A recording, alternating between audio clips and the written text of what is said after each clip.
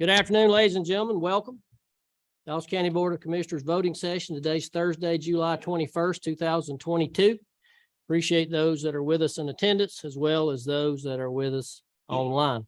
We'll start out with a roll call. And you can see that we're all here. I would ask everyone to please stand for a brief invocation and pledge. You would bow your heads, please. Our dear gracious Heavenly Father, we thank you for this another day and for the many blessings of life. We ask for knowledge and wisdom.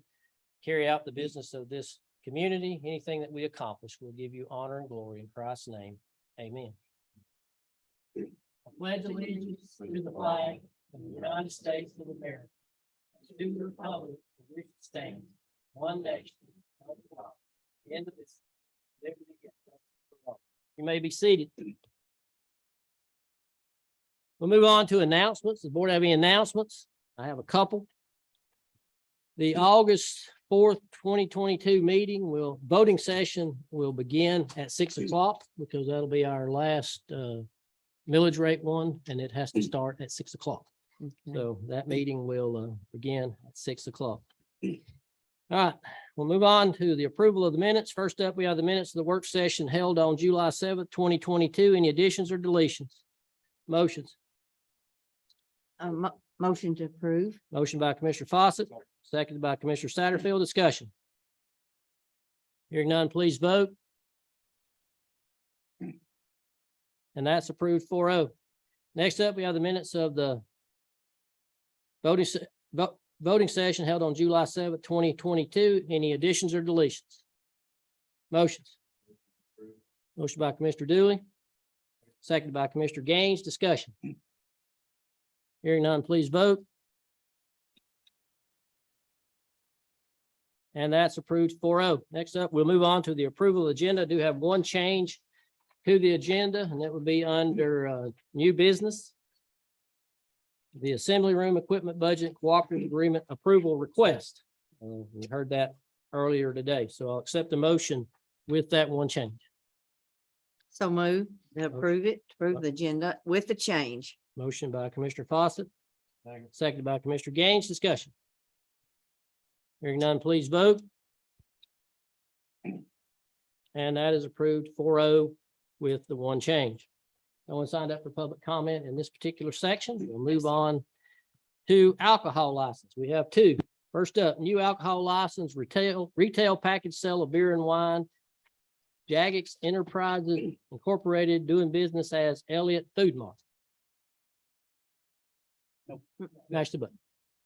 All right, there we go. All right, so it is two separate alcohol licenses, but they are actually on the same property. We have one that is a convenience store and one that is a package store. It's going into the corner of 136 and Elliott Family Parkway. It is an old existing building, but they are going to tear that down and rebuild. So it is an improvement. I have all the necessary paperwork with the exception of the floor plans because they are not built yet. And we are waiting on the floor plan for the package store. But they have paid all necessary fees and passed the background check, and I have all the remaining paperwork ready to go. Question. Now, they're not tearing that building down. Did you say, did I hear that? They've been in their remodel. They're not Oh, tearing are it? they? Okay. It's the old list and Yeah, I don't think it's tearing it down. Okay, I could be incorrect on that. The way that the owner explained it to me is they were building it all brand new, so I can clarify on that. well, I mean, I live up there. The building's still standing, but they've done an awful lot of improvements. Okay, so it's still an improvement either way. Yeah. I'm sorry. I apologize for that. I Yeah. thought they were building new. But I thought, man, you mean they've been doing all that work now? And now they're gonna tear it down? That thing down? So, but they seem like very, very nice people, very good businessmen, and I really have enjoyed working with them to put this all together. They met all the necessary state and local guidelines. They have met all the necessary state now with alcohol licensing. I don't find out with state until we've approved Okay. county. All right. That is correct. But if you have the time to this evening, if you could vote on that and, move to Okay. approve, that would be fantastic. Questions? Pleasure of the board. Motion by Commissioner Satterfield for approval. Is this the first one? Are we doing First one. both of them to get? Okay, First one. okay. Second. Seconded by Commissioner Gaines. Discussion. Hearing none, please vote.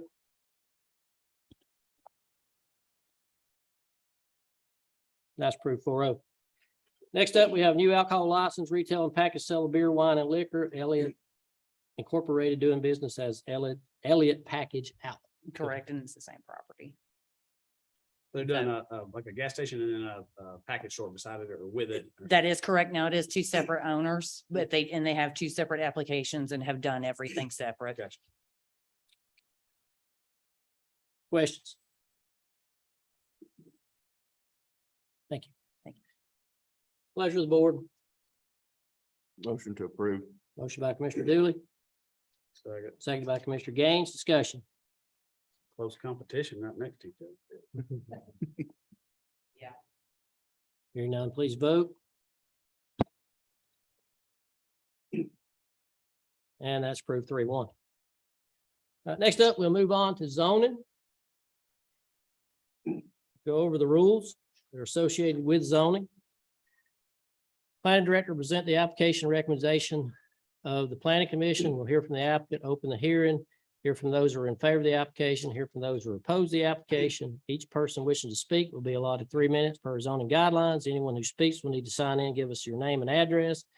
Also, if anyone has donated $250 or more to any candidate, you will need to fill out a form stating so. Our first zoning tonight is ZA 22-04, which is coming to us from it being tabled. All right, so Fox Creek Properties Incorporated request to rezone tax map parcel 112-109, 104-065, 112-019, 112-013, 113-057-002, and 112-018 from RA Residential Agriculture, RPC Residential Plan Community, CHP Commercial Highway Business, CPCD Commercial Plan Community Development, and COI Commercial Office Institutional. 2, mixed-use village for the purpose of developing single-family, multifamily, retail, commercial, office, and light industrial uses. Georgia 400 and Lumpkin Campground Road is the location. This was tabled from the May 19th, 2022 voting session, at which time a public hearing was held. So we've already had the public hearing. This is for more information. And Ms. Sharon. Yes, good evening. I don't have a presentation as far as the PowerPoint again, since you have. I think had we the wanted to go over the stipulations. Yes, sir. If you would do so. Yes, sir. And I have worked very closely with the applicant regarding the master development plan that was provided. They've met all the criteria of section 121, 139 in regards to the master development plan. And I believe we've hammered out some conditions appropriate for the county and the development. Do you want me to read these? Yeah. Okay. Just go over them, and that way if the board has a question about it, they can ask. Okay, the permitted residential land uses, 465 single family detached and 121 active adult detached. 300 multifamily dwelling units, 100 attached dwelling units. Just for, those are maximum though. Maximum, these are maximums. Each pod will have an amenity area that is 5% of the pod. The overall residential density is 1.9 units per acre, round that up to 2, just for clarification. Building facades substantially similar to the elevations as shown in the plan. Minimum side yard property setbacks are measured from the overhang and premise numbers, and this is a fire code, building code issue, minimum of 4 inches high. The commercial land use is Let's stop right there for a second. Sorry. Anybody got any questions in reference to Sorry. the residential portion?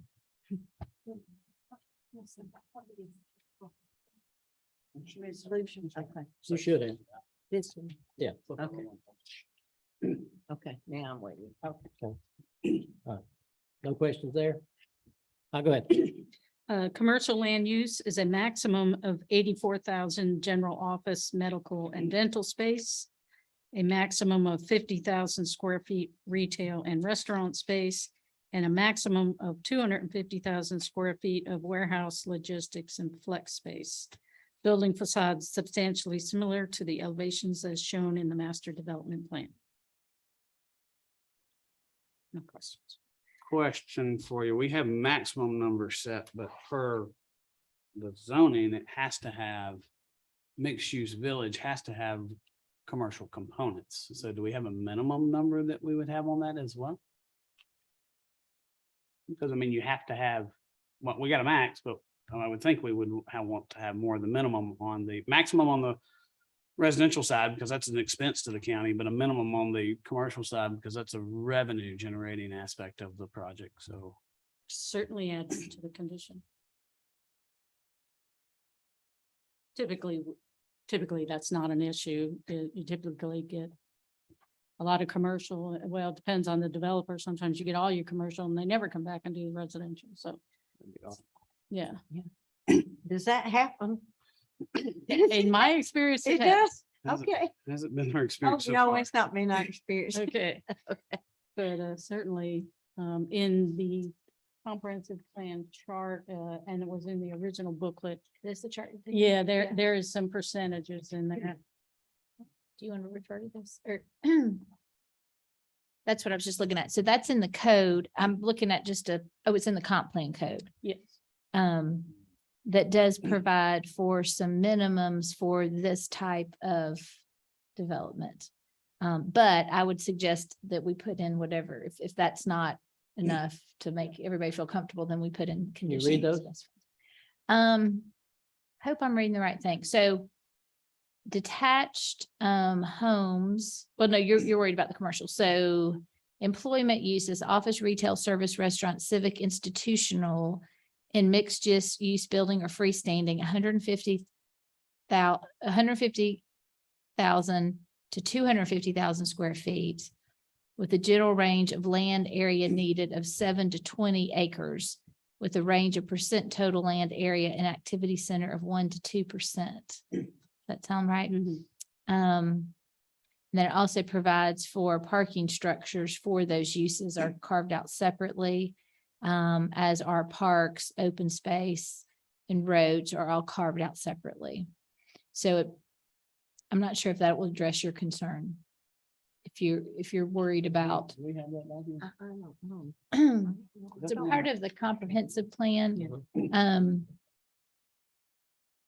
Well, that's what it looks, I mean, you're obviously, it looks like if you add up the 84, the 50 and the 250, I didn't hear You're a above it. warehouse logistics and flex space included in that definition. No, it refers to employment uses, office, retail, service, restaurant, civil, and institutional. I'm just looking at one page though, so I'm not sure what else is there, so Okay. that I may That'll not be be all. doing justice to that question. 250, 300, 384. Okay.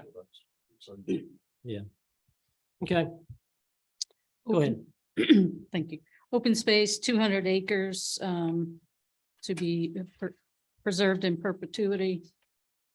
Long list of prohibited uses, electronic game, adult entertainment, adult novelty, discount supermarket, food manufacturing, tobacco manufacturing, textile mills, textile product mills, apparel manufacturing, general heavy industrial, mini warehouse, self-storage, leather product manufacturing, wood product manufacturing, paper manufacturing, printed and related support activities, petroleum and coal product manufacturing, chemical manufacturing, plastics and rubber manufacturing, non-metallic mineral product manufacturing, primary metal manufacturing, fabricated metal product manufacturing, machine manufacturing, computer and electronic product manufacturing, electronic equipment, appliance and components, transportation equipment manufacturing, furniture and related product manufacturing, storage of hazardous materials, and automobile sales.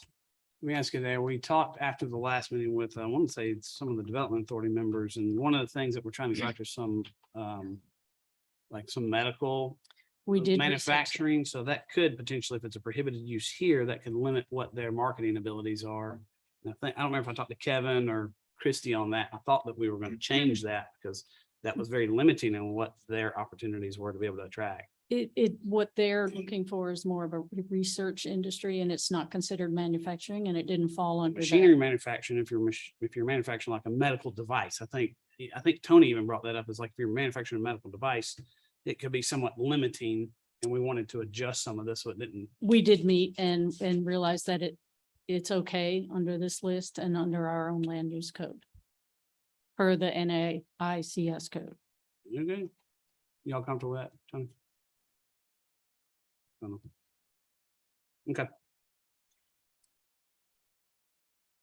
Development standards, multifamily buildings protected with automatic sprinkler systems.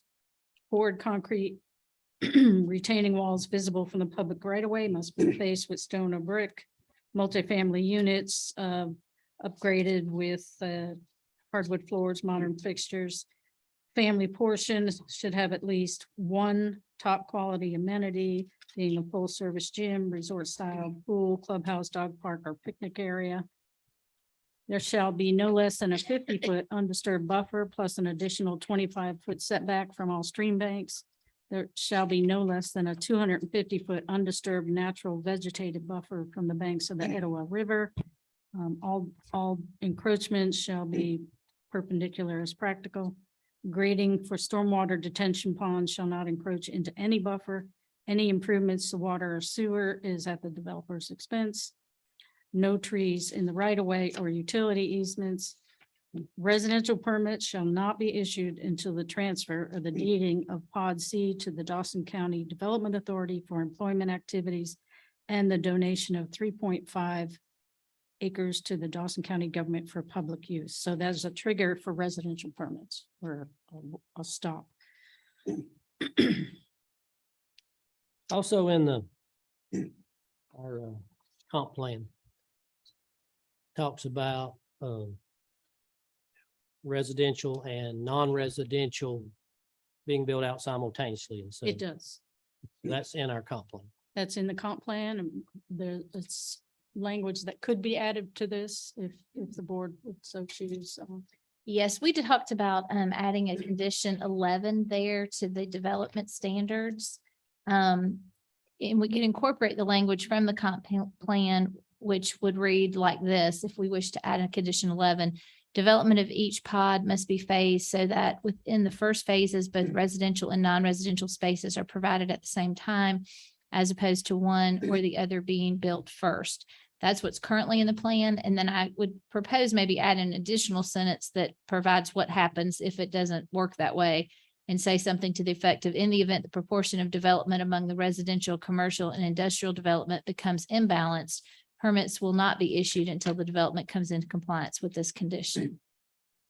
So I think that would be worth including if that's a concern. Thank you. Doesn't say what the commercial is, just says commercial has to be concurrent. Correct. Exactly. It just, it Non-residential residential versus non-residential. could be industrial versus commercial. either way.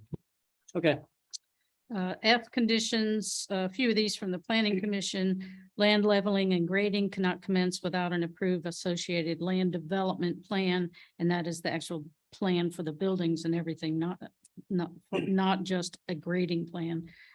So we're not going to do pad grading without a plan for a specific use. So you won't drive by for a year and see it's just been cleared for lease or design for a tenant. The site plan is conceptual. This has to do with GDOT's changes that will take place to the actual plan. The traffic study update must be performed at the completion of each individual pod or on an annual basis as determined by the Dawson County engineer or designee, in order to ensure infrastructure is sufficient to meet traffic requirements. Developer shall be responsible for implementing any improvements recommended by the study or its updates. The section of the property along the north and east property line of Savannah Trace Plat shall have a 200-foot undisturbed buffer and additional 50-foot replanted buffer. As you recall, the applicant met several times with the folks from Savannah Trace and worked out the knockbox plan and all kinds of amenities for those folks. The single family detached lots that border the 250, again, this is Savannah Trace. The homes on the applicant's side are not permitted to encroach or construct any improvements within the 250-foot landscape area. Did you- And that's in a restriction that is did you on, talk about the chain link fence? Number 5? mine got out of order. That's number Six, six somehow. 6, but Number six, Okay. that's the chain link fence, All right. also planning commission from Savannah Trace, the 24-foot wide access easement. So this not only takes care of the necessary emergency services, secondary access, exit, emergency only, but then also gives the folks from Savannah Trace an opportunity to come in and enjoy the amenities at the Etowah Bluffs. And the emergency access shall have a separate gate with a knock box with fire department emergency access. Number 9, the Grand Green, Pod A, which is in the commercial center, is going to be an acre in size for community activities. The applicant is also going to dedicate 3.5 acres of land for future civic use, or if we so choose, undisturbed open space. As depicted on the master plan, the dedication of land shall take place prior to the earliest issuance of a land development permit for Pod B or Pod C. So there's another trigger in there. Developer shall employ a third-party erosion control monitoring firm for the project. The firm shall be responsible for inspection of construction sites and implementation of the stormwater and erosion control ordinances. The firm shall provide weekly reports on all active permits to Dawson County. questions on that one? Transportation, dedication of right away on Lumpkin County Road. And of course, that will have to do with when they get into full engineering and design work with cooperation of GDOT. And just to clarify, a developer shall be responsible for all the improvements and mitigation measures for XL and decel lanes resulting from the project. Pedestrian connectivity is 8-foot cart paths and 5-foot sidewalks as delineated in the plan. The village core area, basically to ensure that there's clear visual paths and a combination of arcades, covered walkways, courtyards, landscape patterns, consistent paving materials, and minimum interruption for pedestrian paths and other features. Sidewalks shall be present in all residential areas on at least one side of the street.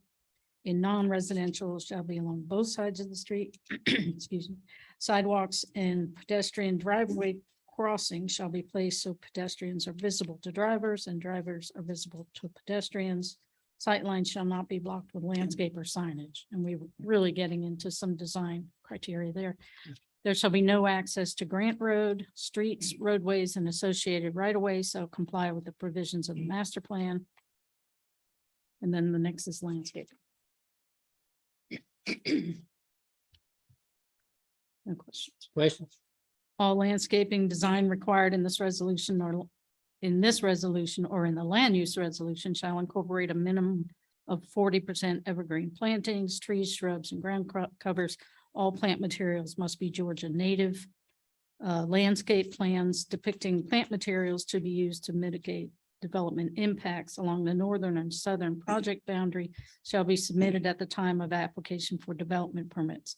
The plan shall include the required buffers necessary for screening. Buffers and vegetation which is non-existent or inadequate shall be planted with supplemental plantings to provide a year-round screen.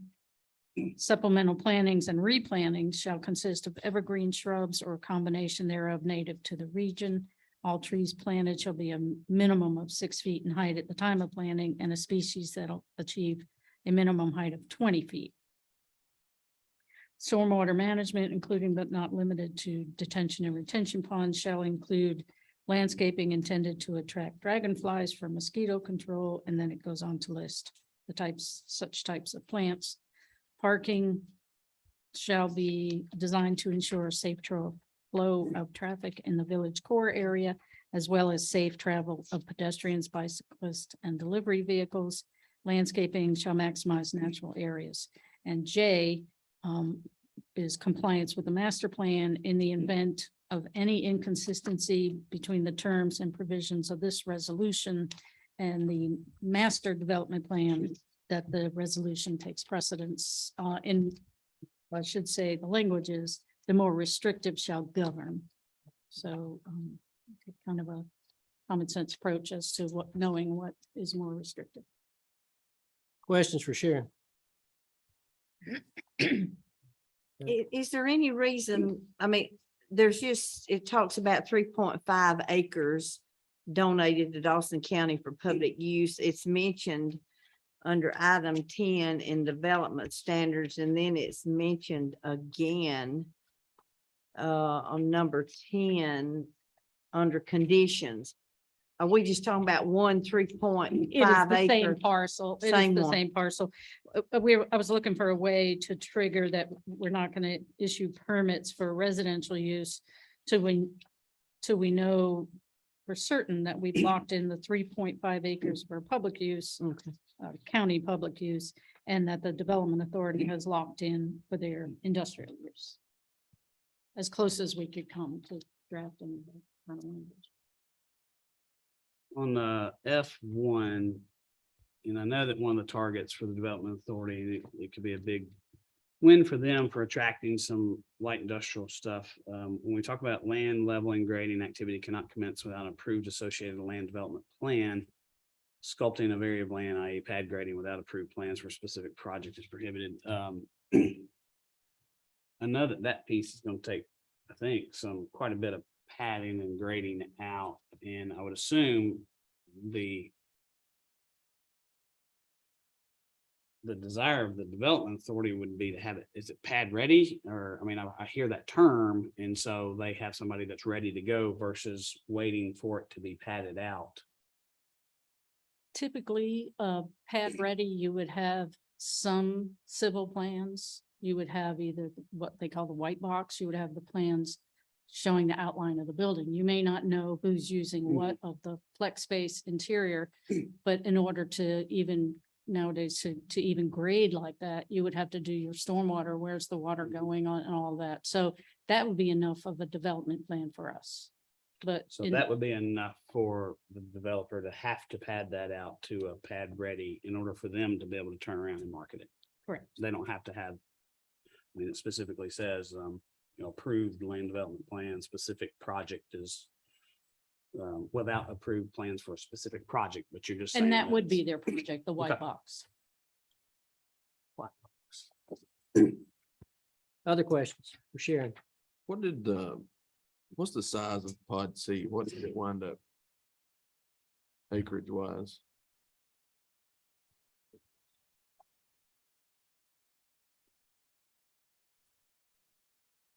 Is pod C the? I think that's what's supposed to be deeded over. to Oh, the, Development you know, Authority. 30. is that large? Yeah, we didn't break that out. 35 acres for the applicant, Okay. large site. My understanding is there's still not a signed plan or contract in place between the development authority. They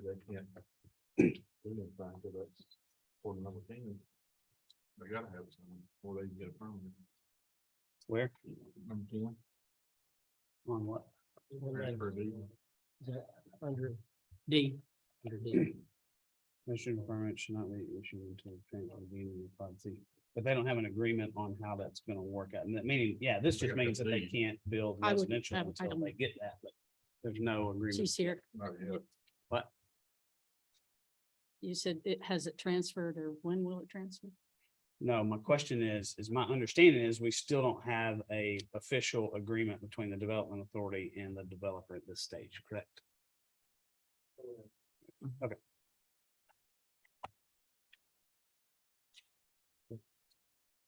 Other questions for Sharon?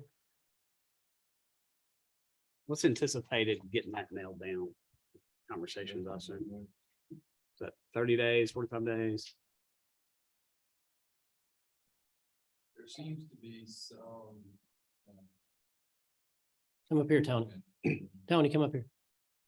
Or we can wait until we wait for that. Well, I mean, he question to can come back. It's up to you. Come on up. Come- I don't know if we're transitioning, if she's done.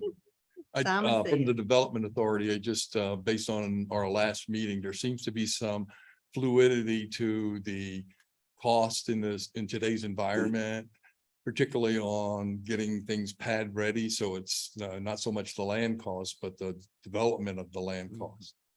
And that still seems to be a bit fluid. So that would have to be mutually agreed to before we'd sign anything.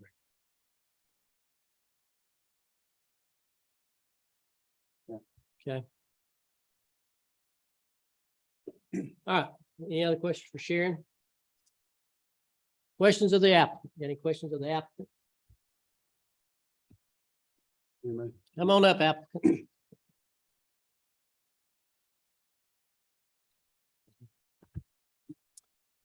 Yes, I'm Jim Bowersox representing Fox Creek, the applicant.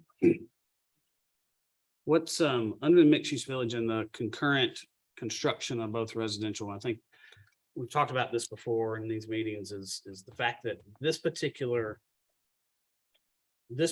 zoning, I think it's the right zoning for the land because it takes a large tract of hodgepodge zonings and combines them into a restrictive plan. But it does require commercial and residential at the same time. I've made it known that I'm not a big fan of the apartments leading the thing. So at what point, what's your initial development plans? What are you building? What do you plan on building first? Both on the residential side and the commercial side? And Okay, on phase one, if it's zoned, then our next step would be for our phase one plan, which is in the supplement package we submitted. Basically takes the entrance where you come in, where the town center was going to be. It takes the road up to where the first section of residential would be. It takes the improvements on Lumpkin Campground at 400. It also does the road that comes in, not just the main road where the town center is, the parkway type road. It also takes the industrial road that connects Lumpkin Campground to 400. And it takes the whole industrial area that we've just been talking about. All that is developed, plus the lift station for all the sewer and the water main coming up, the 12-inch water main coming up. So all that front of this development will be, that's phase one, basically. is that, and you're saying it's developed, is that pad ready infrastructure's in, water sewers in Yes, on the commercial? because yes, and we know that, just like you've been saying, the industrial, that's not going to be attractive to anybody unless it's sitting there ready to be Right. built on. So that's the intent, and that's the number that we had to go back for. That's why we postponed it for 60 days to go back and look at all that to make sure that that was feasible. And we worked through that. We've met with the Water and Sewer Authority to make sure that they're on board with the amount of residential and upfront industrial and commercial, keeping all that in phase one. They've sent us an email saying they're on board with that. So we have that approval from them. But yes, the whole, That's water, that's Etowah, you said? yes, sir. Yes.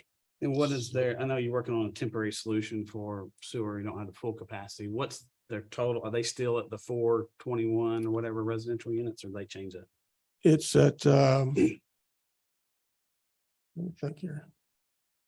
It includes the industrial up front, it includes the 300 apartments, and it includes 121 residential units before the sewer. So it's more than a 421. Right. But what they did is went back and calculated the fact that a lot of the, for example, the apartments are one bedrooms. So it's not the same usage. But the rest of them are based on 2 and 3 bedrooms. So the gallons per day are all the same. But then the industrial use is only like 75 gallons per day, per 1,000 square feet. So it's a lot less usage. And that is a temporary fix, but they're saying and by doing that, in the email they sent, we have to upgrade the lift station that's being built for that phase one and put in a deeper wet well and different components to that lift station so they can monitor that flow and be able to regulate it during peak hours. And that's why they were saying we could do that. So just for clarification, you are padding out, ready to go, infrastructure in place, water sewer, pod A, which is the town center area, and you're gonna go ahead and do all the amenities. I think you're not doing the buildings out the gate, but you got the parking, you got the big town center green space area. We're padding all that area out. Yes, yes. Okay. Padding it and grading it, and bringing it up to, sidewalks and stuff like that, right? On the parkway, yes, and on the roads. We're not developing the whole thing out at this point. And so no parking lots or anything like that, just the main driveway. Right.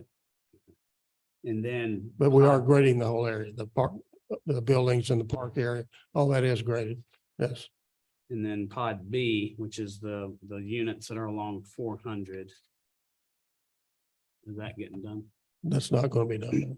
Not- And then pod C. C is which the industrial. The Yeah. industrial, that one's fully. Yes. Infrastructure in place, padded out, okay. And that includes detention and just everything that goes with it, utilities, road access, everything. So that's ready to go. Okay. And then D, which is the medical office space. That won't be done at this stage in phase one. Won't be padded out or no. That's the plan right now is not, we're trying to balance the dirt and right now that doesn't come into where the dirt balance is right now. And then I guess, But it will have roads around it and it will have the utilities to it. It just won't be pad ready. and then pod E, which is apartments. They will be doing that on their own. That's a separate permit. That won't be part of ours. And I assume that's out the gate. I mean, as soon as that, I mean, that starts. Yes, but they're going to have what we're doing to, obviously. We got to bring utilities to them and the roads, so it'll be in concurrency, yes, but they'll be a little bit behind us, I'm sure, because we have to deliver all that to them. And then you said you got 100 and something, single family. Is that pod F or pod G? G, that's the active adult, G. Oh, so that's active adult. Okay. yes. That's why we tried to add that in there for economic reasons, but also just because we know that active adult is something that everybody was looking for. What's the average price points of those units? I would think they're gonna start in the mid threes. At least You got 100. 21, correct. You're pretty confident in the market that we have, that you got an absorption period that'll take those down relatively quick. No, Being being honest. I don't have that, with you. I don't have that crystal ball, but I mean, that's, I guess my follow-up question is, you have carrying capacity if it doesn't go through. I mean, we have the sewer capacity, everything will be there, but we do, I mean, just not being funny about it, but obviously we don't know what the economy is going to do. And if it's passed, then our next stage would be to go into engineering, which would take us to the end of this year. And then we would start development closer to the first of next year. And, you know, this type of development is going to take at least minimum 12 months on the ground. So we just, nobody knows what's going to happen by the time this thing is ready to be Yeah. built on. What my concern, to be blunt and transparent, I guess, back at you is pre 2007, before any of us were on the board, we had some developments that had some of the commercial components in the goal of offsetting the residential cost, a much scaled down version of this. And what wound up happening was there wasn't any teeth into it. So they started the residential and then it went defunct, and the commercial never came to fruition. And so the whole premise of a mixed use village zoning is the concurrency of both of them. And so my biggest fear, being transparent, is you flip the apartments off. I mean, and that's, I get it. That's an easy cash flow back end to help offset some of the development costs, but we see a delay in any other development on the commercial side, and then we're waiting for things to turn back around on the residential side. And we've done a study in Dawson County, and the break even for residential is like $400 something thousand. So we got to get, you got those units in the backside, which is a good thing. And it's very lower densities and tons of green space. And I like the overall plan of it. That's just my concern, is we wind up with apartments, and that's it. And that's not what I'm. Well, like I said, the reason we deferred last time to run our numbers, the only way it works for us and the reason we're willing to move forward is because of what we keep hearing from the Development Authority and our industrial development that we're working with, that's a pent up demand and there's a lot of people standing in line to go there. So Yeah. we need that. We need that to make the deal work for us, not just the residential. We actually need the industrial as much or more than we do the residential. And because of the way the sewer's set up, you know, Bill Evans, who's Fox Creek, is willing to move forward with the property. in talking with the Etowah Water and Sewer Department that even if, and they're waiting on a grant for sewer to come up the river, which everybody's aware of, and there is an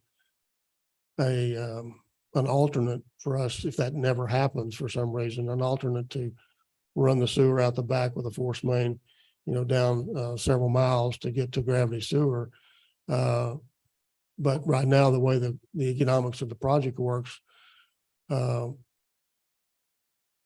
is willing to sit on the property until such time that the front end basically pays for the property and the development. And by doing that, we need the apartments and we need the industrial. So that's what and we know those two are there. So that's what's actually planned, phase one on the ground. That way, everything is kind of, if it does have to sit there, then it's not graded. I mean, the back piece still stays 300 acres of woods. Yeah. I mean, it's not going to be graded out. It's going to stay natural. And the only thing that's getting developed is up front, which we feel comfortable that there's going to be people building on it out of the gate. And that industrial could go in for anything It could. by Because putting the access. You're to right, the because infrastructure. on residential, we have to get a final plat to build a house. Right. On industrial or commercial apartments, all that can start building while we're developing, actually. I mean, as long as they got a pad, they can start So if they don't have to have a final plat to build. On the commercial, or I know Chris brought up doctor's offices, that new hospital going down the road, if somebody came and said, we want medical campus, Sure. I mean, we're open to any of that, sure. But but they could get to that, they could access it because it's off the main road. it's sure. And like I said, part of our phase one development is that road, that first road in.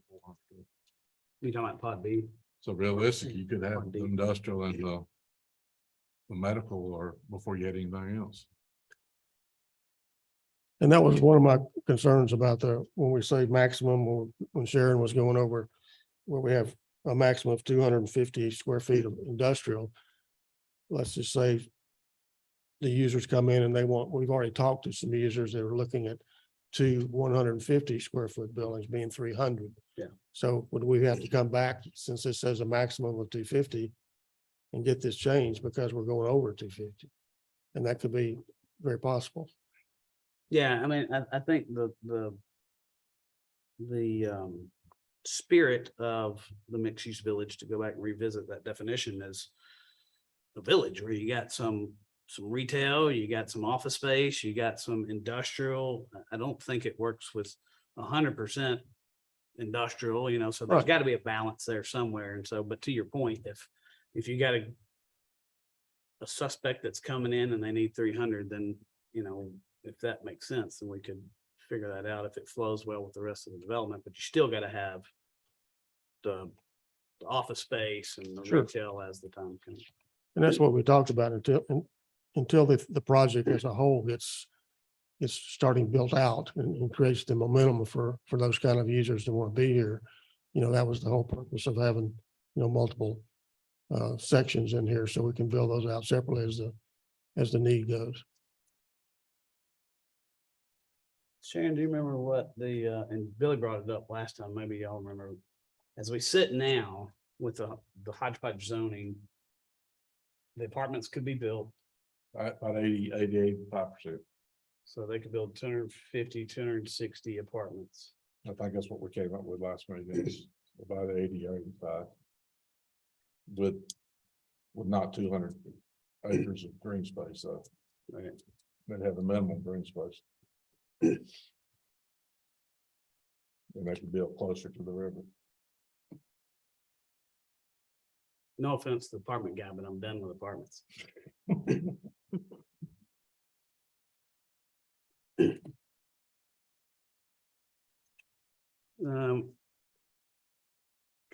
And my other question, and maybe I'm misreading it, is when we're talking about concurrency, talking about a residential and non-residential use, and plus in here is, which we agree to, that what we would do first is be able to deed the pod C, the industrial, to the development authority and the 3.5 acres. But once we deed that to them, we kind of lose control of when they're going to bring somebody in and build on that. We're kind of not in charge of that anymore. So don't want to be penalized when we're trying to move the rest of it forward if something is holding up Pod C when we have deeded that to the, now we're gonna work together with them, but they will have ownership of that instead of us. What we had written in here before was that by us deeding that to them and making sure that they did have it and control of it, that fulfilled that concurrency for the two uses, basically. Are they responsible for the development costs? See, No. I'm No. number 10, I'm okay with number 10, the way you got it. No, they're gonna pad it. I mean, they're gonna do the. We're gonna do the too. development of it. They're gonna do development. When you say drag their feet, you're just saying if they don't have a buyer for it, if they don't go vertical, Yeah, you're I mean, asking to waive the concurrency clause essentially. well, because what they will, One piece. yeah, they will own it. That's I on mean, commercial period. Yeah. You're talking about the one piece that you would want to build in phase one, which would be the apartments. No, it's- well, any, He's talking about- yeah, res- he's talking about if they deed the, Right, the I can understand. the commercial and they don't have a buyer, they don't have somebody lined up, then you We don't- still want to be moving forward with the residential. sure, we don't want to be held like that. We don't think that'll happen, but it's just it's one of those what ifs. Right. If we can't afford to stop the project. But Yeah. you were okay with stipulation 10 where it said, if you got that in front of you. What letters it in? Yeah, as soon as they're gonna deed it to them day one. So that's what he's saying. As soon as it's deeded, then they're not held to the concurrency clause. Right. But then they're gonna make sure. that all the So stuff. then the onus is on the development authority to get something done to fulfill the desires of the board to have commercial going concurrent with the, And then we're working together with That'll them. be The 3.5 acres is going to the development No. authority? no, That's going to count. 30 acres, the industrial. Oh, okay. 35 acres. 30 to 35. Do we know how marketable that land will be? I mean, is it got, as you talked about increase in development cost, is that, I mean, is it gonna be a viable price pointed pad ready site?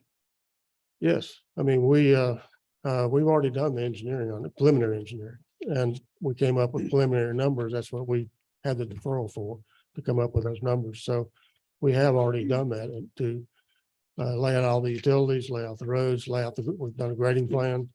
And we've done a budget, to come up with that. So obviously, and it's all based on a preliminary plan and obviously development numbers and pricing is changing, weekly almost now. Hopefully that'll settle down by the time this is ready to go on the ground. But what we've talked to with the development authority is we had a price for the land is one thing, but then in order to develop or deliver a developed site, that cost has to be involved too. So what we're going to work on with them, and we were talking right before the meeting with Mandy Powers, that Bill and I would go and meet with their board and actually explain and answer their questions about how that works. Because normally, and we'll put that in the contract. Contract's already been put together. It just hasn't been finalized yet.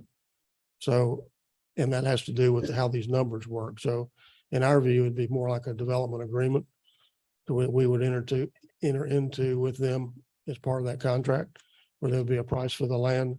And then as we go through our engineering, and then we would bid the project out when it gets closer and we work together with them, and then they would see the real numbers and agree on those numbers as far as, but it's a pass through to them. They're not paying that money. It's whoever they sell it to, they sell it for that price, and that's how we get paid back for doing the development. What's tentatively the per acre developed cost on the industrial? The per acre. I don't really run it that way. I just know we got some other, padded out sites ready that are 125, 150 an acre, which is probably nowhere near what y'all used to down south. Well, I know that. Again, working with our development partner, they're doing sites anywhere from right now, 200 to 300 acre, developed. But it depends on a lot of things. On this site, we have obviously to put in a new road. We've got the improvements on Lumpkin Campground we've got to improve not just for traffic, but for truck traffic to the industrial as well. We've got the lift station, force mains. There's just a lot that goes with this, and there's Sure. rock. There's Yeah, rock. and I mean, And there's rock on the property, so, those are issues that we've got to come up, and then we got to have that prorated out, obviously, for what that phase is, just for them and not the overall phase one. So, Do you think it'd be north of 200 an acre is what roughly they'll have to sell it for? somewhere in that range. Check real quick. Let's see.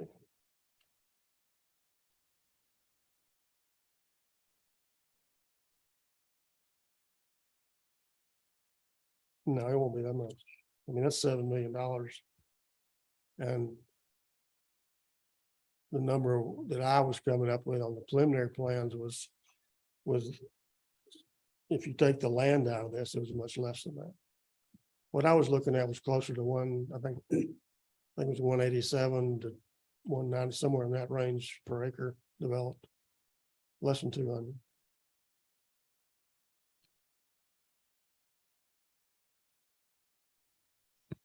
Commissioner Gaines, to try to respond a little bit more to that condition 10, because I certainly understand what you're saying, and Sharon and I just kind of had a sidebar on that as well.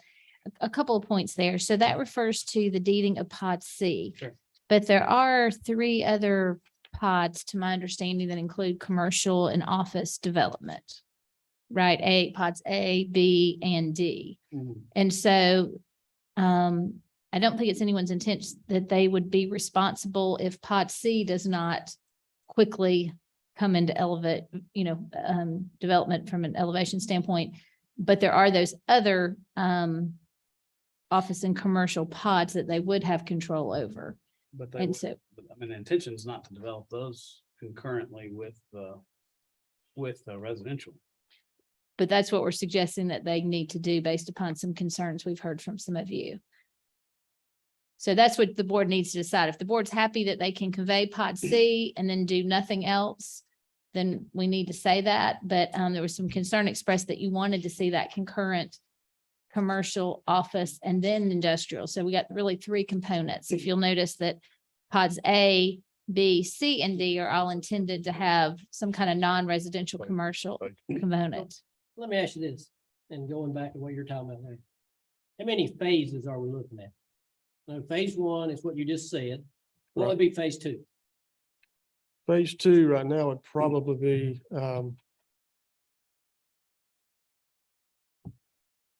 well, it's hard to say. It'd either be a combination of the town center and the office up front with a residential pod.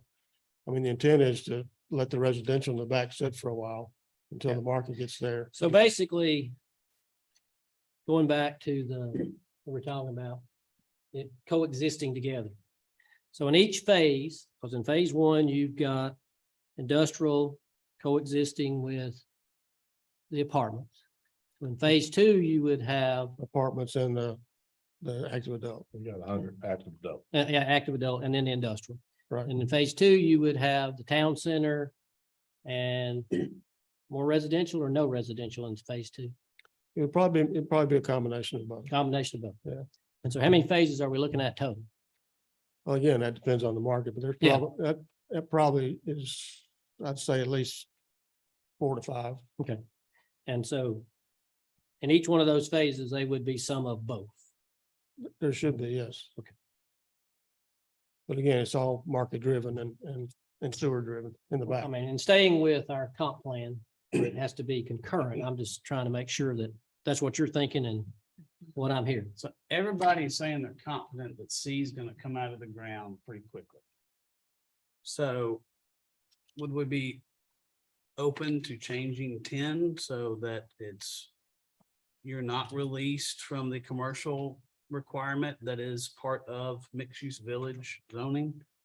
Not of the deeding of it, the transfer of the deeding, but of them coming out of the ground to start the residential where they are indeed concurrent.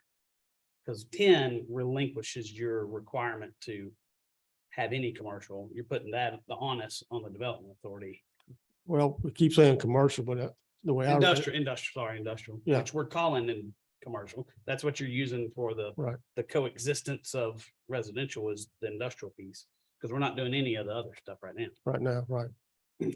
Cause that's what kind of bothers me about, we're getting half the houses and then maybe pod C. Is what I see with what y'all are proposing now with. I'm sorry, Commissioner, the way this is proposed, Have to do that. Good. I'm sorry. Go ahead. Yeah, no, I mean, there'd be no prohibition specifically on issuance of residential permits. So, we're looking at the comp plan. But frankly, that's, I think, a guide, and I would be concerned to rely upon that solely. I would rather have it be a condition if you intend. So I think the way you stated it is exactly right, Commissioner, that conceivably residential goes forward, pod C has been transferred, and nothing else could happen if we don't consider that condition 11, or be more specific in what you intend. Or take it out, read it where it's phase one. The issuance of permits in phase one are issued when they deed over the property to the. I mean, if you read that like right there, you can't do anything as far as those 120 something houses. What do you mean? Hmm? What do you mean? Because it says no residential permits. Right, and that's that's what I'm saying is under mixed use village, the intent is for concurrent development of residential and commercial, which we need to have commercial and Which residential. it is if pod C is in there with it. But you take out the requirement. Number 10 takes the requirement out. Once it's deeded, that requirement goes away from their perspective. They can move forward and build residential without any commercial, because now the onus is on the development authority. And so ideally, they get something, because we really want that. The development or the commercial side or the industrial to help offset the cost of what residential brings, especially apartments. So when we apply 10, that removes the concurrent requirement of mixed use village. Is that the way you're reading it? In this pod. Just. No, I you're mean, not talking about phase. they're not talking about they're not talking about doing any other commercial other than pod C. But as soon as it's deeded over to the development authority, that relinquishes the requirement for any commercial on them. That's It just in that, shifts it that's over just to develop- just in that first phase. Just Because- a Just because- that phase. Right. Because we're not doing any more residential after that unless, we follow the way it's written here with concurrency. And that circles back to my original statement is my biggest fear is apartments. Yeah. And I like it, the more the 55 and older, I think that's a good move to do those, because those are a good product, I think, but I wish we would stick to, we have to have commercial and residential at the same time, which is the intent of mixed use village. Which everybody thinks that we're gonna have that. I mean, everybody's saying, oh, it should, y'all said it's gonna come up. So if we remove 10 and we think it's gonna come up, then there's some teeth to that at that point. Does that make sense? So you just want to remove it? If you, residential permit shall not be issued until there's a commercial vertical construction at the same time. We've done that in other instances. We did that in Lumpkin Campground where we required a percentage of, building permits were limited until they started commercial, because the commercial offsets the residential cost. I mean, and I don't mean to come down on you guys, because we've seen multiple renditions of this. This is by far the best rendition. You guys have been over backwards to try to work this stuff out. You got tons of green space. I like the mixed use village design. I get caught up, which I have been very clear about. I get caught up in the fact that we've got to have commercial and residential concurrently, which is what it states in the zone. Right, Sharon? Comp plan. But mixed use village is concurrent development. Well, like we brought in our industrial developer because of that comment back before all, these rounds of meetings, but and in doing so, and then we had that developer come in and meet with the development authority. And through all that process is when it kind of came about that the development authority needed to be involved. And that's when we came up with deeding it to them. So that's where it came from. It's, originally we were going to do that. We brought in the industrial, and that industrial developer is still working with the development authority. So no, that's really changed other than putting the development authority under contract in the middle of this. So we're trying to cover both and sides of it as far as bringing the industrial people in as well as satisfying the development authority. So would you be amenable to changing 10 to say no residential permits, including apartments, until there's construction, vertical construction on industrial or any other of the commercial that you're looking at? That's not how it works for us, I don't believe. So, but I'll let Bill answer that for, it's an economic thing to put. Sure. No, I mean, I get it. It's an economic thing for us too. Understand, but we're putting all the money on the ground. I get you. No, I get you. Concurrent, if you're concurrent, though, they both come up at the same time. You're not Right. denying every permit. They're building some industrial along with, as they're building some Right. residential. So I mean, That's what to I'm be talking about. concurrent, it's got to be both going on at the same time. So couldn't say that they couldn't build anything residential. But if they're building them at the same time, then they could. Because that's what concurrent would mean, going together, same time. I just don't think there's anything in here that spells it out that it's gonna be concurrent. Like, I've not seen anything specific enough for me. Well, it's in the plan. It's already in our comp plan that it has to be concurrent. That's already in rule. So it's in the It comp. was plan. number 11, did it not specify An residential inbound, and? yeah. Oh, it did, didn't it? The adding of number 11 took care of that, didn't it? That's what I You thought. gotta define it. Yeah. Well, Yeah. that- Okay, yeah. so that's what I thought. Yeah, that's what I mean, that just as it's here now without 11, there's no. That- Yeah. That's my concern, to the Yeah. extent that's what She you're, said it needed. your we need to interest add it. is. Right, Yeah. so, because I think 10 conceivably does mean once he's transferred it, that would, complete his obligation. Mhm. I just want to be, so I think if you want to be clear about that, you'd add 11 as I proposed. And Can you read an 11 again? Yeah, so a lot of it comes from the comp plan itself. Y'all seen 11? They heard it. Oh, no. Can you read it in again? So read it. the first sentence is from the comp plan. The second was added in our consultation between Sharon and I right before the meeting. So it reads as follows: development of each pod must be phased so that within the first phases, both residential and non-residential spaces are provided at the same time, as opposed to one or the other being built first. In the event the proportion of development among the residential, commercial, and industrial development becomes imbalanced, permits will not be issued until the development comes into compliance with this condition. So it just said the site should be ready to, didn't say anything about vertical It says development. development, didn't say anything about building. Well, I would take development to be, I mean, I think it's proportional. So if you've got, graded space, but you've got, vertical here and not vertical here, I don't think that's balanced. So I think it- You gotta define. Read the first part of that And again. it's ambiguous. development of each pod must be phased so that within the first phases, both residential and non-residential spaces are provided at the same time, as opposed to one or the other being built first. That's the comp plan language. And then we How were, do you define space? And they need to know what imbalance. is. well, we can perhaps work on that condition if that's what, I mean, Mhm. that's what we heard as we walked in tonight, that was a big issue. And so if that's a big issue, then we can add that condition and we can work on that. We can work on it with the developer if you want to see how we define that. I mean, I think proportion means if you've got 50% of your residential building permits issued and you don't have 50% of your non-residential, which is components of 4 other pods, 50% at the same stage. I mean, I think it's a math thing. We go about, I'm not sure it's that difficult That's to what it define. means to me. but it also talks about in each phase. So you got phases. Yes, it So you're does. gonna have phases, 1, 2, 3, 4. So if we had 50% of the residential in phase 1, we would need to be at 50% in phase 1 of, and in this situation, to be industrial, Mhm. to be compliant. But if they sell the apartment complex, the apartment buyers won't do that.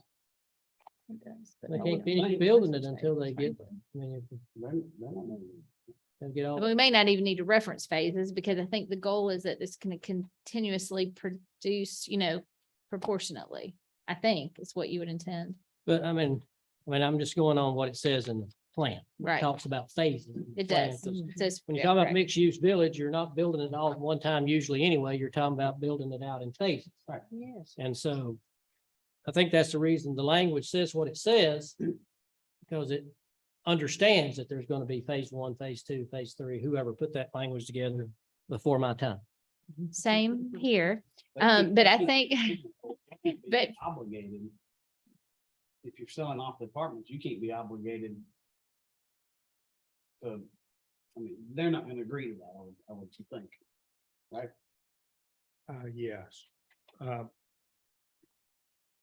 You can do anything you want, and you've been very clear that the concurrency thing was important to you from the beginning, and our answer to that, we're residential developers, and we have also done master plan communities, but we're not industrial development. You know, I've never done industrial office or commercial. That's not our expertise. So promising to do something I don't know how to do is a problem to me. That being said, I thought, you know, when you made the comment that the residential on earlier projects went borough and the commercial never got built. I understand that. The theory that we came up with was if the development authority owned the property, there's no way that I, as a developer, can go back to the board 10 years from now and try to change it, or somebody else. The idea is it's locked in, that's got to be the use. On the problem with that and going vertical is nobody knows what the market's going to do. Right now, it's real hot. And people are willing to come in and go vertical, and there's a big market. You're talking about the industrial piece. The industrial piece. I mean, it's the hottest thing I've ever seen in my life on industrial. That being said, things don't usually go from red hot. You know, they usually go the other direction. You know, we can't, with the economy doing what it's doing, it's impossible for us to tell you that's going to work. And no apartment developer or builder is going to be able to buy a piece of property that's concurrent, that has to, is their entitlements are tied to some other piece of property. Right. It just, Understand. no bank will lend on it. And if we built it out of cash and built a house, nobody could get a mortgage on it. It just would be a problem. So, but the idea was to set that land aside to be the first development project for the development authority and for the county, because the county is sorely in need of a development part. In my, you know, if you look historically, Fulton did that with Fulton Industrial. Cab did that in Stone Mountain and where the Patillas are. And, you know, it happened in Gwinnett, it happened in Cobb. And that is, in my opinion, the most important thing y'all could do. Yeah. So. Yeah. If that answered the question. But if you ask me to go concurrent with commercial, I'll tell you, turn it down and let me withdraw because I can't do it, because I don't do that. You know, no hard feelings, y'all, if what we've done is not good enough, I understand. I've been told that more than once. Thank you. Thank you. Any other questions of the applicant?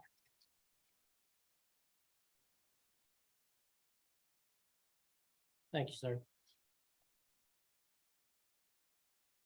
All right, so we have multiple options, obviously, before you as a board. You could approve or deny the zoning request with the stipulations. You could also approve if you, or deny, well, if you deny one, you wouldn't have to approve this one, but if you approve the zoning request, then you could approve the master plan if it was so desired by you. Or if you want to work on that stipulation some more, in reference to number 11, and let them work together, you could table and work on that stipulation to get everybody on the same page and in agreement with that. So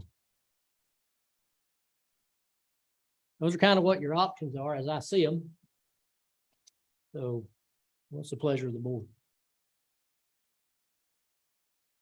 I think that taking, I mean, we brought up, I think everybody's brought up some good points on both sides, but tightening up for the benefit of not only county, but the developer, number 11, and defining better imbalance. So they know what they're committing to. And then also I would like to see some more conversation between the development authority on their contract and making sure that they're comfortable with the obligations that they are agreeing to. There's a lot of moving parts. And again, I go back to this particular developer has been great dealing with because of all the moving parts, and they've been over backwards trying to make concessions on a lot of different areas, but we got to get it right and for their benefit as well as ours. So be my suggestion that is 2 weeks enough for you guys to get together with the development authority? Do you need 30 days? I don't know what that timeline looks like for y'all to tighten that up. And put that back as a question to both the development authority and the developer.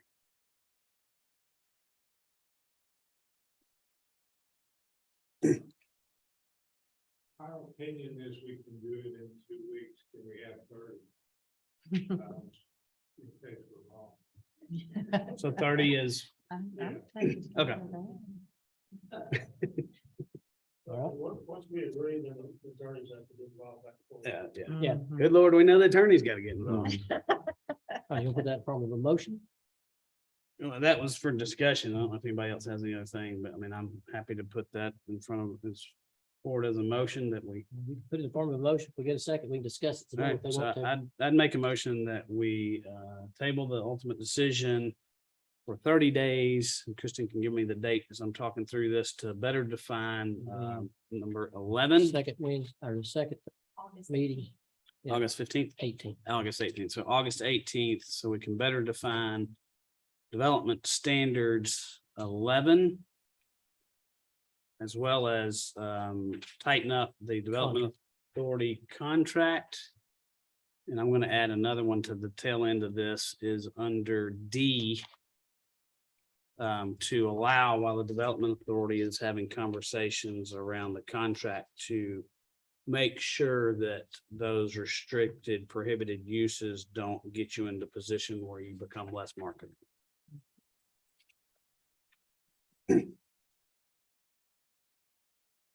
All right, you heard the motion. Do I have a second? Second. Motion by Commissioner Gaines, seconded by Commissioner Dooley. Further discussion. I do agree with Chris that when we're hinging so much on the pod C, that what the development authority is going to be doing, it's hard for me to make a decision on it without knowing the exact details and if it's even going to be something y'all can be in agreement with. That's going to be where commercial industrial comes from to offset this residential. So I think there's definitely room for, we need some more information on that and make sure y'all can get worked out what's actually going to go forward with that. Any other discussion? Hearing none, please vote. That's tabled for 30 days for us. All right, we'll move on to ZA 2214. Brian and Diana Lunsford request to rezone tax map parcel 038-007-001 from RA residential agriculture to RRE residential rural estate for the purpose of subdividing the parcel to RRE standards, and this is on Holbert Styles Road. Sharon. Yes, you covered the basics. They would have qualified for a family density exception lot split, but they're not quite ready to deed over property to family members. So their next best step was to take 16 acres and rezone it to rural estate for 3 acres. Planning Commission recommended approval. Okay, questions for Sharon? Thank you, ma'am. All right, y'all must be the applicants, so tell us what We are. you'd like to do. The purpose of purchasing the land back in December of last year, our intention was to convey parcels or pieces of that property to our 3 children, basically build a family compound. Mhm. As Sharon said, under RA, that would require, I believe, 5 Mhm. acre, 5 acre lots. and going to RRE would give us the ability to split that property up in a more meaningful way, and also to convey smaller parcels to our children so that they wouldn't incur a larger tax burden on a higher acre piece of property. The overall acreage is what? 16 and a half. 16 and a half. Y'all adopting? Our family's growing every day. Do you want to be adopted? You want them to adopt you? Questions for the applicant? Now, what's the first thing you're doing? Are you building a house? Yes, on ma'am. this? Yes. You're gonna build. We will definitely build. Our daughter and her husband have 3 kids or three grandchildren. They're expecting to build in the next year or so. We have 2 adult sons that are not in the, They Not- could, not at they that could stage of marry life. people who say, I'm not living with your family. I mean, Yes. You know. Oh, yeah. I don't it know could- why, it could but go it could sideways happen. there. Well, that's the truth. Right, It's the that's, truth. that's Yeah. true. We're still living in the basement. Yeah. No, we'll No. build a Small enough house that they No can be our basement. neighbor, but not our. not There you our, go. We're building on a slab for a reason. There you go. Mm. Other questions? of But, that? but the daughter is, and how many acres are you giving her? Probably 2 or 3. She was Two- going to, they were going to build in October until the economy. So now they're tapping the brakes a little bit.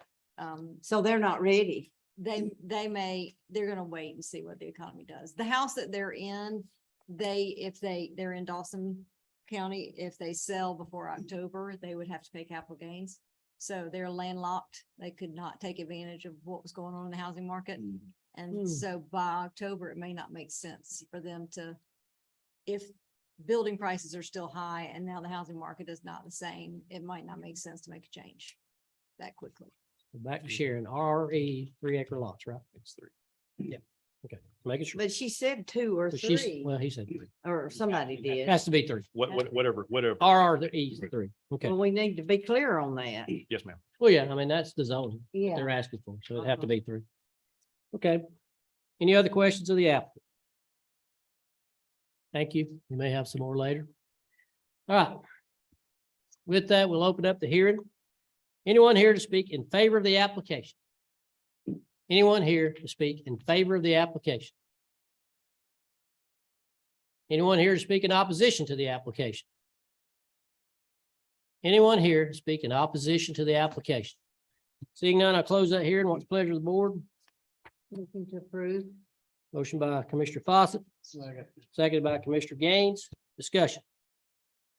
Welcome to Dawson County. Hearing none, please vote. And ZA 2214 is approved 4-0. All right, we move on to new business. First up, we have consideration of proposed transfer station improvements. Dave's not here right now. I know he had made in his last presentation that he gave to us, we talked somewhere in the neighborhood of $250,000 to make the improvements. But I think he's had some discussions with Commissioner Gaines, and we're looking at maybe some changes to that. So our recommendation to the board would be that we table that to the next meeting. Let David be here and let's talk through all those points. Mhm. So that would be my recommendation. So what's the pleasure of the board? Make a motion, we table the consideration of proposed transfer station improvements for Next meeting. the next meetings, August 4th. Okay, motion to table to August 4th. Second. Commissioner Gaines made the motion, Commissioner Dooley the second. Any further discussion? Are we getting prices down the total, the recycling and all that stuff too? Is this to go along with this or just the improvements of the? I think she's existing? talking about the improvements of where, because we got the prices from the Pickens folks. right. Yeah. But this is to do the, Construction. where to put the phase one. construction. Yeah, put the and- construction and stuff. Because yeah. I mean, we talked about maybe moving it a little bit to be more efficient from a flow standpoint. So Have one collection point We'll versus talk two. about that in the next meeting then. Yeah, And I, then I rode over there too, and I don't know if we can, it's gonna cost a lot of money to move it the other way, you think, cost the bank and stuff. yeah, I hadn't looked at it. He was just gonna look at it and see if it's viable or not. And I think he was also looking at getting some harder prices on the actual, doing some improvements inside the transfer station itself, from what I We understood. need to So, fix it. Yeah, that, according to what his report was here. Yeah, Yeah. We need to fix it. okay. Any other discussion? Hearing none, please vote. And that's tabled till August the 4th, 4-0. Next up, we have ratification of emergency purchase for sheriff's office vehicles. Sent all of you out emails in reference to what Sheriff Johnson had sent me.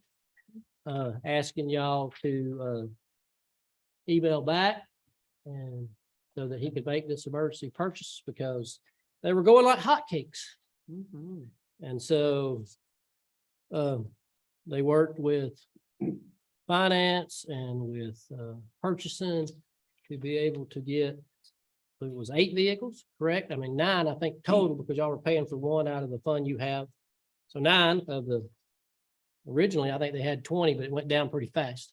So, all right, so here's what you'd be ratifying.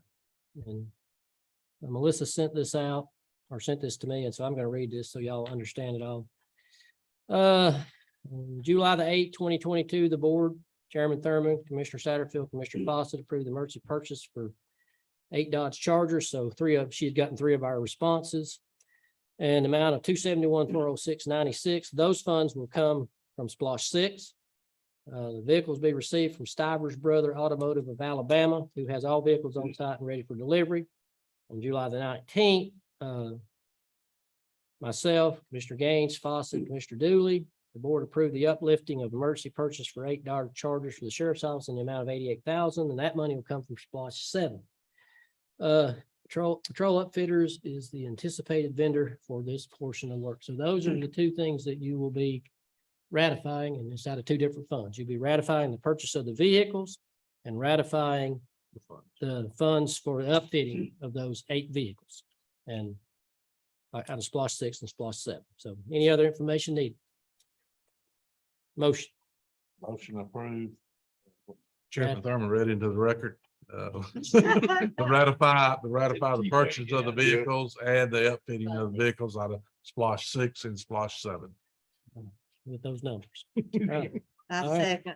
So motion by Commissioner Satterfield, seconded by Commissioner Fawcett. Discussion. Hearing none, please vote.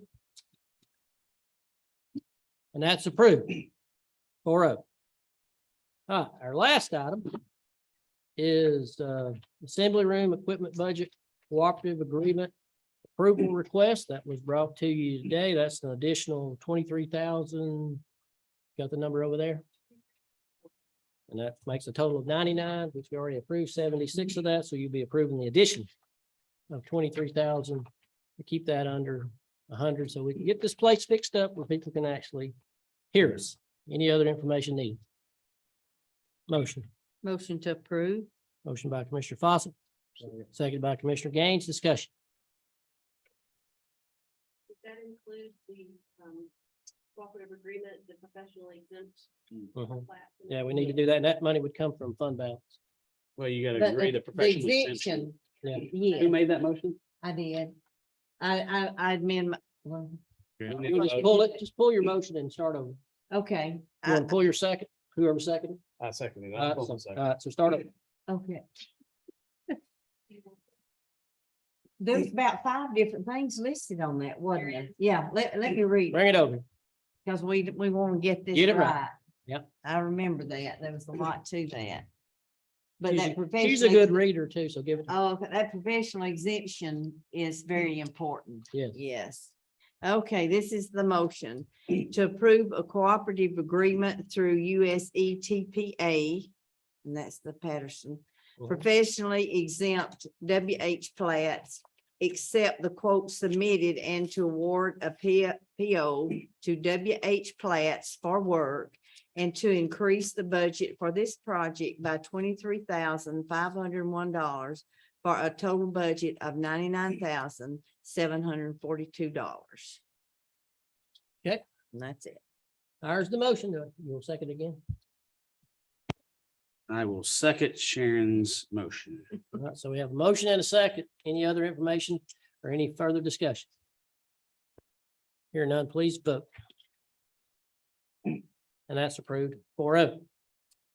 All right. No one signed up for public comment in this segment. With that, we are adjourned.